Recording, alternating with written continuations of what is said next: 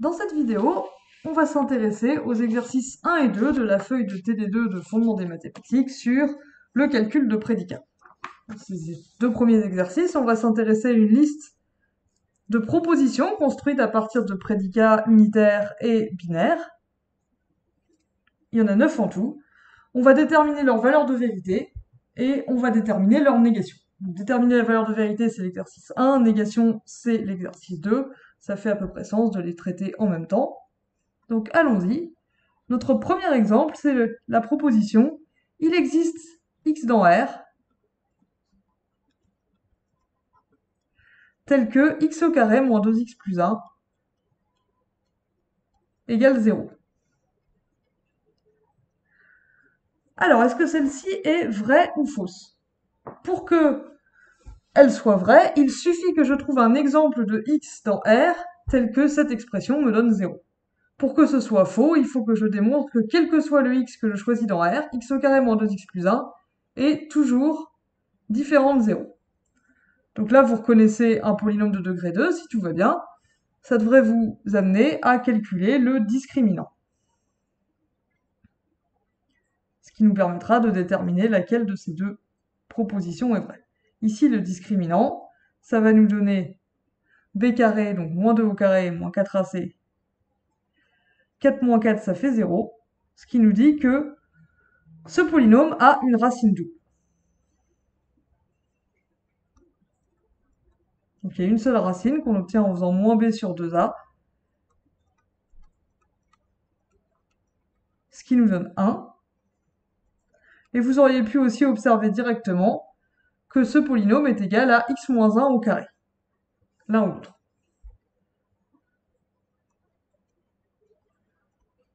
Donc, si je note ça p de x, maintenant que j'ai factorisé mon polynôme, je m'aperçois que pour x égale 1, j'obtiendrai 1 moins 1 au carré, c'est-à-dire 0 au carré, c'est-à-dire 0. Donc p de 1 est vrai. On a donc trouvé un exemple de x dans R tel que p de x était vrai. Ça nous dit que la proposition « il existe un x dans R » tel que p de x, c'est-à-dire tel que x au carré moins 2x plus 1 égale 0, est vrai. Donc la valeur de vérité de cette proposition-là, c'est vrai.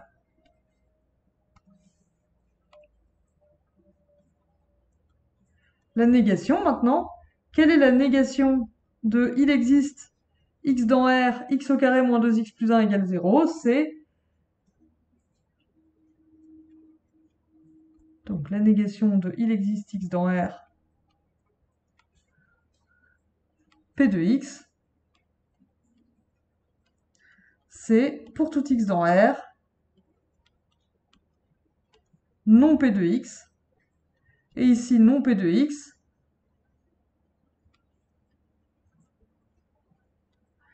c'est tout simplement x au carré moins 2x plus 1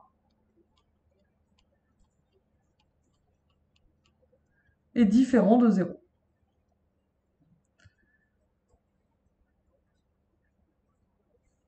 Négation d'un énoncé avec un seul quantificateur. Le deuxième exemple,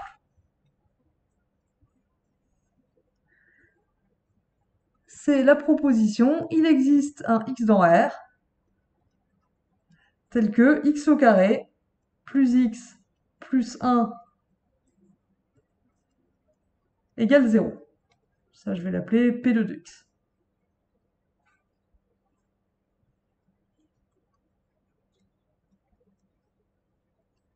Encore une fois, il s'agit d'un polynôme de degré 2. Donc, pour s'intéresser à est-ce qu'il existe ou non un x dans R tel que ce polynôme s'annule, on calcule le discriminant qui ici nous donne b carré, donc 1 au carré, moins 4ac, donc moins 4, ça fait 3.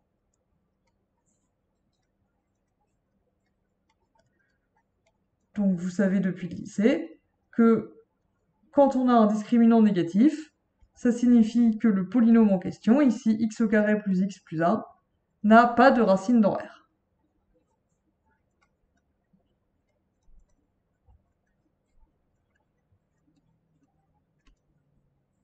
Autrement dit, qu'est-ce que ça veut dire finalement il n'y a pas de racine réelle? Ça veut dire il n'existe pas de x dans R tel que x au carré plus x plus 1 égale 0. Donc la négation de notre proposition numéro 2 est vraie, donc notre proposition numéro 2 est fausse.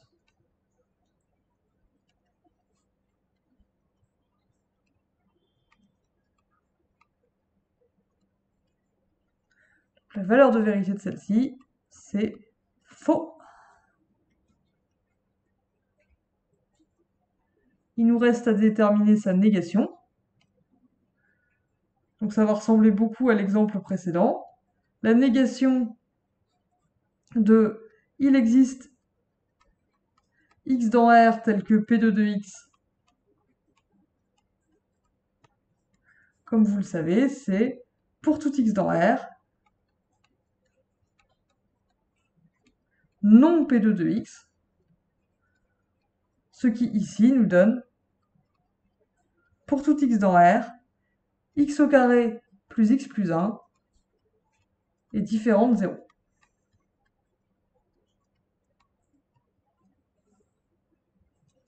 Ça, c'est le truc dont on a démontré juste au-dessus qu'il était vrai. Pour tout x dans R, x au carré plus x plus 1 est non nul. Le troisième exemple ressemble beaucoup à celui-ci. Il s'agit de la proposition il existe un x dans C, donc dans l'ensemble des complexes, tel que x au carré plus x plus 1 égale 0. Donc à nouveau, c'est le même polynôme qu'avant, donc on a toujours un discriminant de moins 3. Mais remarquez qu'ici, notre proposition, bien qu'elle utilise le même prédicat P2 de x que tout à l'heure, le prédicat x au carré plus x plus 1 égale 0, maintenant x ne vit plus dans l'ensemble des réels, mais dans l'ensemble des complexes. Et ça va changer la valeur de vérité de cette proposition. Autrement dit, l'ensemble sur lequel on se place est important. Ainsi, vous savez qu'un polynôme de degré 2 dans les complexes, il a toujours des racines.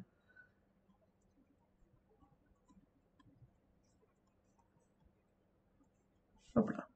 X au carré plus x plus 1,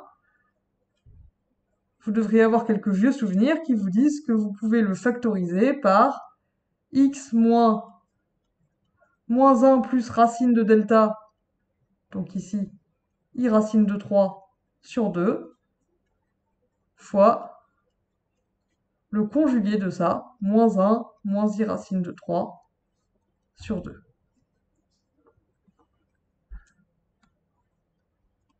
Donc P2 de moins 1 plus i racine de 3 sur 2, par exemple, est vrai.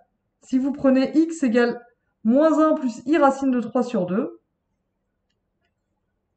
alors cette expression vous dit que x au carré plus x plus 1, ça fait 0. Du coup, la proposition 3, il existe x dans C tel que x au carré plus x plus 1 égale 0, elle est vraie, puisqu'on a réussi à trouver un exemple de complexe x égale à moins 1 plus i plus racine de 3 sur 2, tel que P2 de x soit vrai.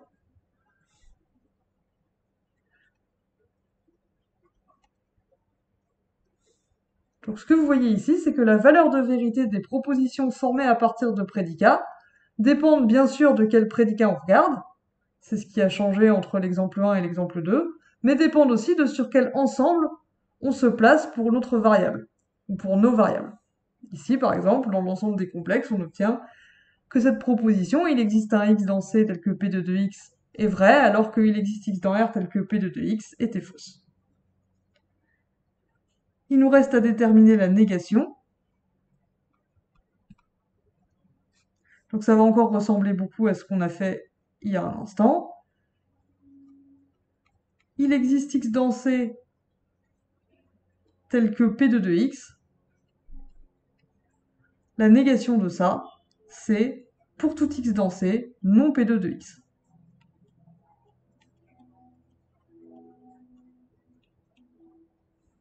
Autrement dit, pour tout x dans C,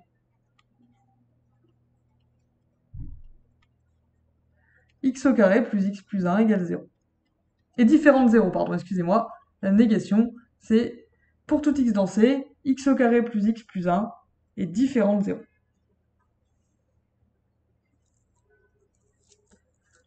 Ok. Passons maintenant à l'exemple suivant. On s'intéresse maintenant à la proposition pour tout x dans R, valeur absolue de x égale x.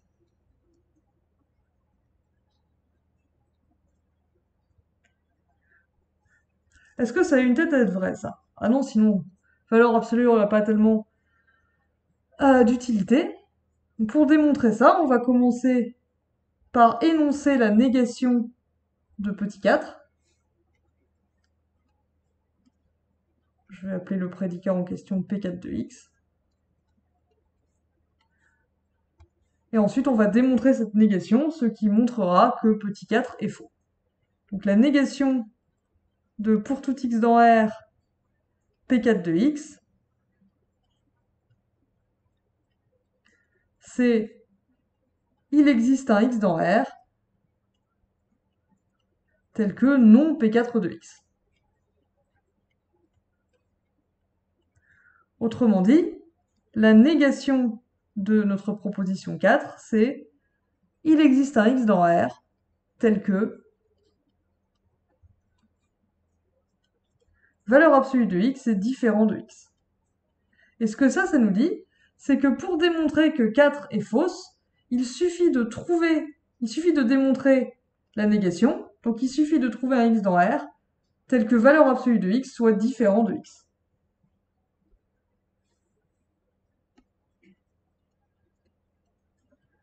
Pour x égale moins 1, on voit que non P4 de moins 1,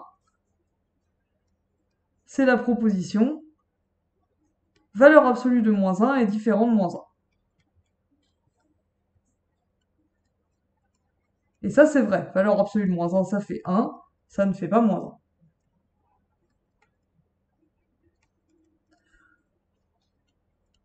Pardon, c'est non P4 de moins 1 qui est vrai. Et donc, puisqu'on a trouvé un exemple de réel tel que non P4 de x est vrai, ça nous dit que la proposition il existe un x dans R tel que non P4 de x est vrai aussi. Or ça, c'est justement la négation de 4. Donc la proposition 4,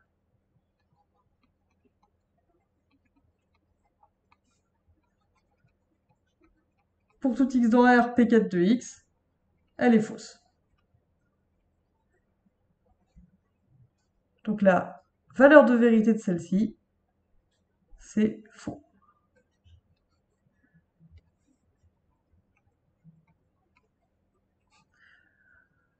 Donc ce que vous voyez ici, c'est que pour montrer qu'une proposition est fausse, vous pouvez montrer que sa négation est vraie, ce qui vous donne un plan de bataille. Vous savez comment démontrer une proposition qui commence par pour tout x, vous savez comment démontrer une proposition qui commence par il existe x, donc pour démontrer qu'une telle proposition est fausse, il suffit de montrer sa négation, ce qui vous ramène au même genre de plan de bataille.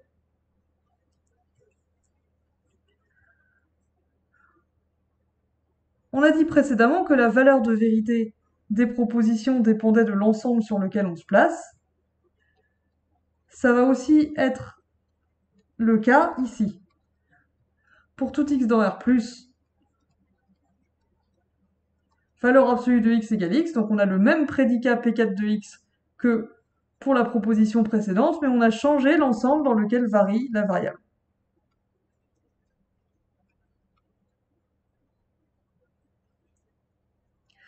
Et à nouveau, ici, ça change la valeur de vérité. Par définition de valeur absolue, si x est un réel positif, alors valeur absolue de x égale x.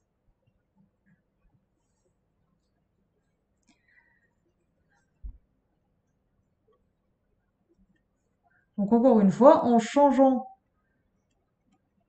l'ensemble dans lequel on se place, on peut changer la valeur de vérité de la proposition définie par le quantificateur universel à partir de P4.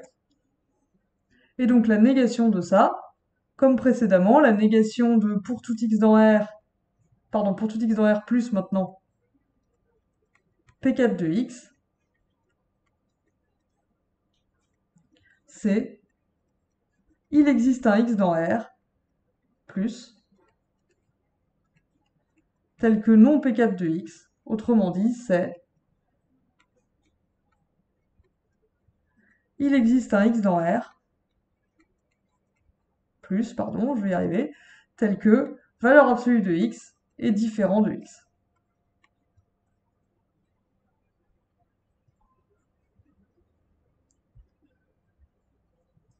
Donc à nouveau, changer l'ensemble de référence peut changer la valeur de vérité de la proposition. Pour notre sixième exemple, on va passer maintenant à des énoncés plus complexes qui sont formés à partir de prédicats binaires. Donc cette fois, on regarde la proposition « il existe un x dans R » tel que pour tout y dans R, x est supérieur ou égal à y. Ok, je vais donner un nom au prédicat, encore une fois. P6 de xy, cette fois, un prédicat sur R croix R. C'est le prédicat x est plus grand que y. Et donc, que nous dit cette proposition? Elle nous dit qu'il existe un x réel qui est plus grand que tous les autres réels. Il existe un x dans R tel que pour n'importe quel y dans R, x soit plus grand que y. Ça n'a pas une tête à être vrai. Donc là encore, on va commencer par énoncer la négation de petit 6, et ensuite on montrera que cette négation est vraie.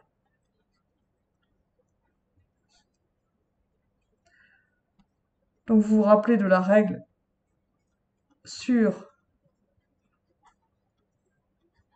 les énoncés complexes composés à partir de plusieurs quantificateurs.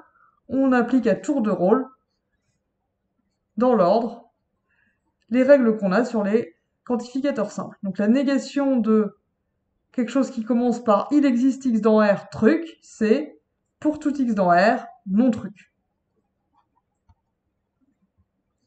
Ou ici, truc du coup, c'est pour tout y dans R, P6 de xy. Ok, maintenant c'est quoi la négation de pour tout y dans R, P6 de xy? Eh bien, comme on l'a vu, et déjà utilisé, c'est il existe un y dans R tel que non P6 de xy soit finalement pour tout x dans R, il existe y dans R tel que x soit inférieur strictement à y. Et donc, pour montrer que la proposition numéro 6 est fausse, il faut qu'on montre que sa négation, donc ça là, est vraie. Il faut donc qu'on montre que pour tout x dans R, il existe un y dans R tel que x est strictement inférieur à y. Puisqu'on doit montrer quelque chose qui commence par pour tout x dans R, la première chose à faire est de prendre un x dans R quelconque, et il faut qu'on montre ce qui vient après, donc il faut qu'on montre il existe y dans R tel que ce x là, il est plus petit que y. Donc maintenant, il faut qu'on montre quelque chose qui commence par il existe. Il faut qu'on montre qu'il existe un y dans R, tel que x soit inférieur à y, strictement. Pour montrer ça, il suffit qu'on trouve un exemple de y dans R qui soit plus petit, qui soit strictement plus grand que x. Eh bien, par exemple, on peut prendre x plus 1. Il n'y a pas de raison d'aller chercher midi à 14 h ici.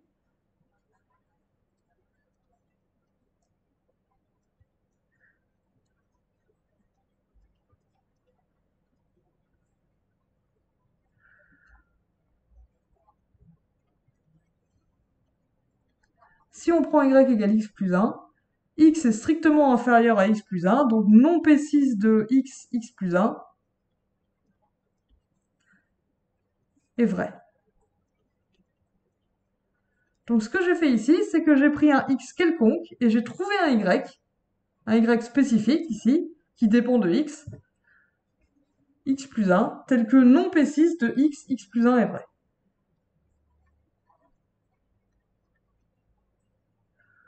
Donc j'ai montré que pour tout x dans R, puisque j'ai pris un x quelconque au départ, il existe un y, en l'occurrence c'est x plus 1 qui marche, par exemple, tel que non P6 de xy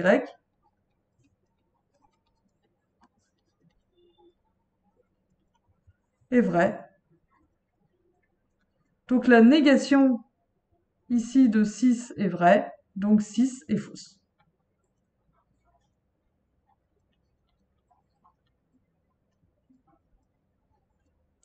Il est faux qu'il existe un x dans R tel que pour tout y dans R, x est supérieur ou égal à y.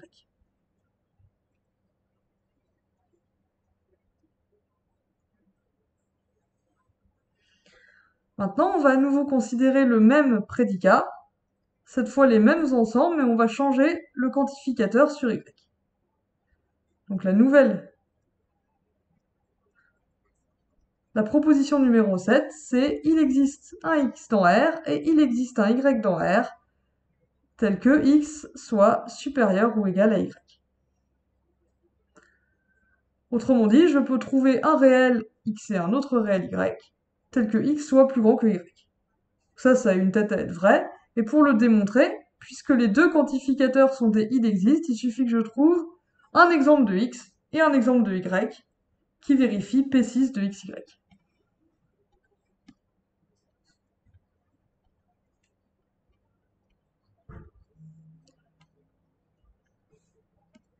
Par exemple, si je prends x égale 2, y égale 1, j'obtiens que P de 2, 1 est vrai.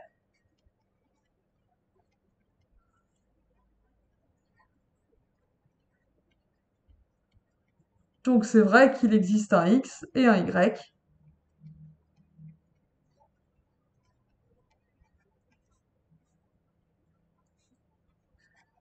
Tel que P6 de xy. Cette proposition est vraie. Donc la proposition 6 est vraie. Déterminons sa négation. Comme on a dit précédemment, quand on a un énoncé composé avec plusieurs quantificateurs et qu'on souhaite trouver sa négation, il faut prendre les quantificateurs, oserais-je dire, dans l'ordre dans lequel ils arrivent.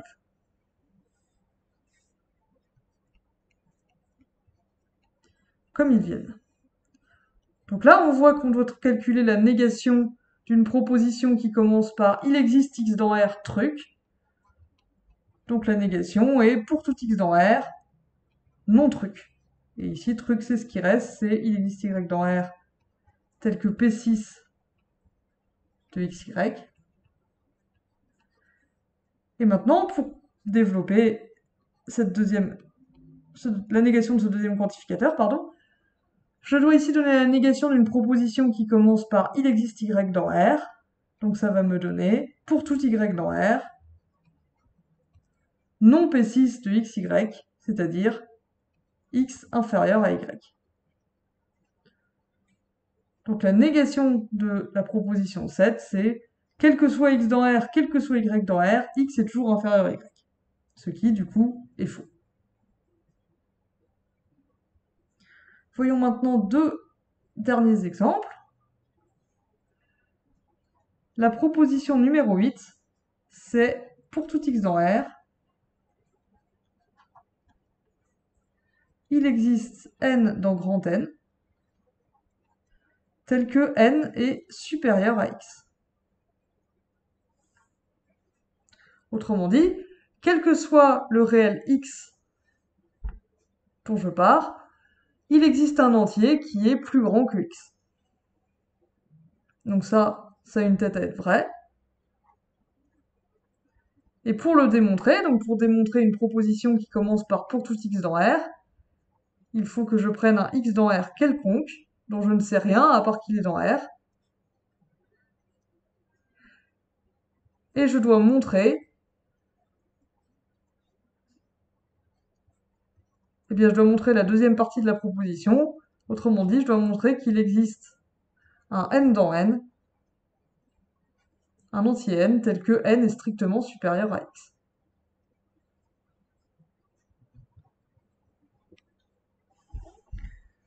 Maintenant, du coup, x dans R, il est fixé, quelconque, je ne sais pas qui c'est, mais il est fixé, et je dois trouver l'entier, ou les entiers, je dois trouver au moins, pardon, un exemple d'entier qui est strictement plus grand que x. C'est ici qu'on peut utiliser la fonction partie entière.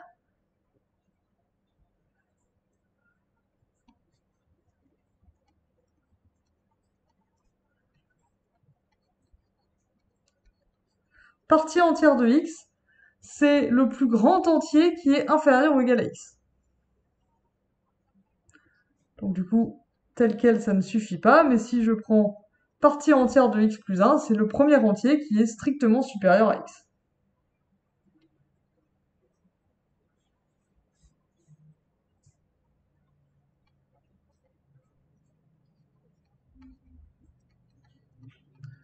Et donc e de x plus 1, c'est un entier qui est strictement supérieur à x.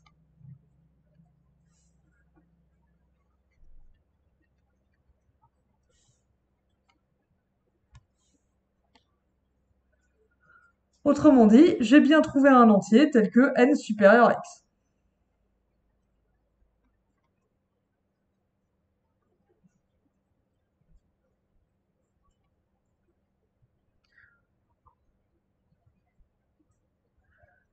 Comme j'étais parti d'un réel quelconque x, j'ai bien démontré que pour tout x dans R, il existe un n dans n, tel que n soit supérieur à x, donc j'ai bien démontré la proposition 8.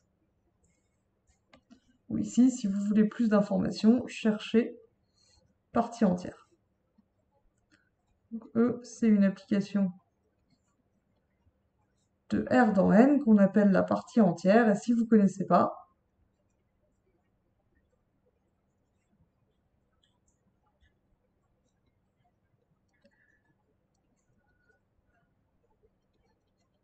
E de x, c'est l'unique entier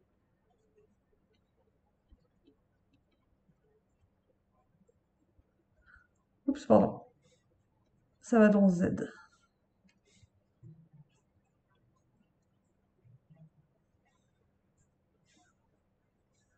Ah oui, c'est embêtant parce que du coup, ici, n, il pourrait être dans Z. Du coup, je vais prendre sa valeur absolue. De toute façon, la valeur absolue d'un entier, c'est toujours au moins aussi grand que l'entier lui-même, et maintenant, e de x plus 1 vit bien dans n. Ok, autant pour moi. Et donc, pour ceux qui ne connaissent pas, la partie entière, e de x, c'est l'unique entier tel que x soit supérieur ou égal à e de x et strictement inférieur à e de x plus 1. Donc si vous avez un réel x, il s'écrit un certain entier, virgule quelque chose. Si x est positif, la partie entière de x, ça va être cet entier-là. C'est l'entier qui est juste en dessous. Donc n'importe quel réel, il est toujours coincé entre un entier et un autre. Éventuellement, il est égal à un entier. E de x, c'est l'entier du bas. Par exemple, la partie entière de 3, c'est 3. La partie entière de 3,1, c'est aussi 3. La partie entière de pi, c'est 3. Par contre, la partie entière de 4, c'est 4. Et donc ça vous donne un entier relatif, donc, parce que par exemple, si x égale moins 2, sa partie entière, c'est moins 2. Et donc vous savez que e de x plus 1, c'est un entier qui est strictement plus grand que x. Donc ici, on peut l'utiliser, et histoire d'arriver dans n, on prend une valeur absolue pour être sûr qu'il est positif. Ça, c'est pour ceux qui ne connaîtraient pas la fonction partie entière. Maintenant, déterminons la négation de la proposition 8. Donc la négation de pour tout x dans R, il existe un n dans n tel que n soit supérieur à x. Comme précédemment, on prend les quantificateurs dans l'ordre dans lequel ils arrivent. Donc on doit nier une proposition qui commence par pour tout x dans R, ce qui veut dire que ça va commencer par il existe x dans R, tel que non la suite. On dit non, il existe x dans n supérieur à x.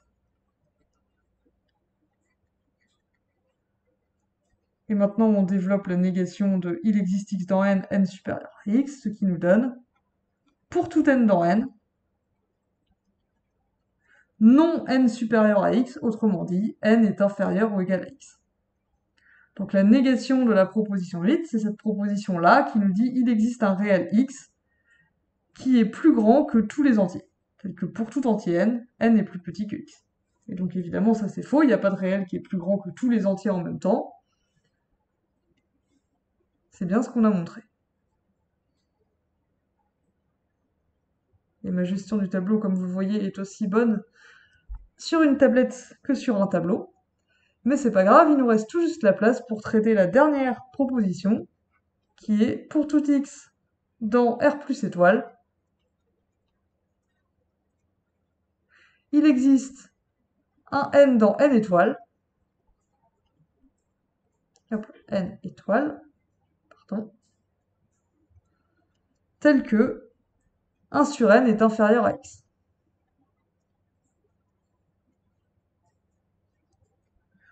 Donc autrement dit, là la proposition c'est, si vous prenez un réel positif x, donc un réel strictement positif, il existe un entier n tel que 1 sur n est plus petit que x. Autrement dit, même si vous prenez x tout petit, vous pouvez trouver un entier n tel que 1 sur n va être encore plus petit que x. C'est une autre façon de dire que 1 sur n tend vers 0.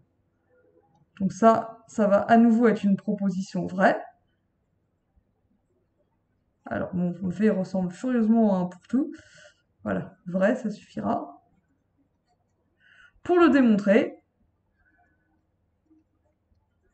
puisque cette proposition commence par pour tout x dans R+, notre démonstration doit commencer par soit x dans R plus étoile,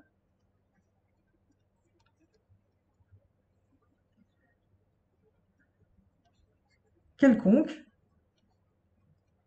et maintenant on doit démontrer que pour ce x-là, dont on ne sait rien à part qu'il est dans R plus étoile, on n'a pas le droit de le choisir, c'est un x quelconque, on doit démontrer cette deuxième partie, il existe n dans n étoiles, tel que 1 sur n est inférieur à x. Donc on doit trouver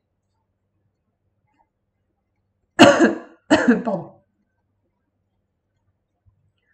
On doit trouver un entier positif n tel que 1 sur n est inférieur à x, ce qui équivaut à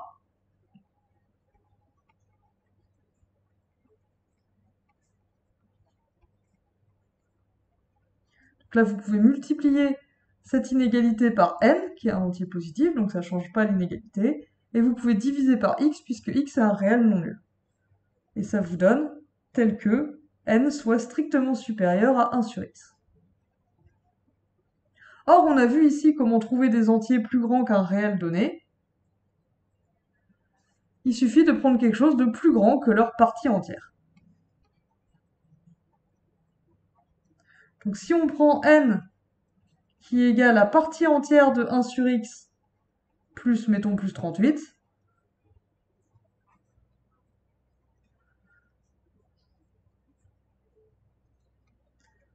alors n est supérieur à 1 sur x, donc x est supérieur à 1 sur n.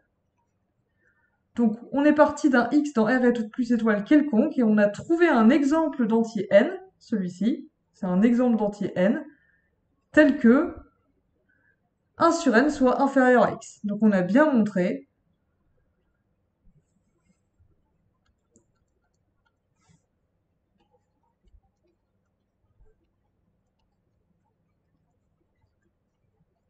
que pour tout x dans R plus étoile, il existe un entier positif, n, tel que 1 sur n est inférieur à x. Donc on a montré que la proposition 9 était vraie. Il ne nous reste plus qu'à déterminer sa négation. Donc la négation de cette proposition, comme précédemment, on prend les quantificateurs dans l'ordre.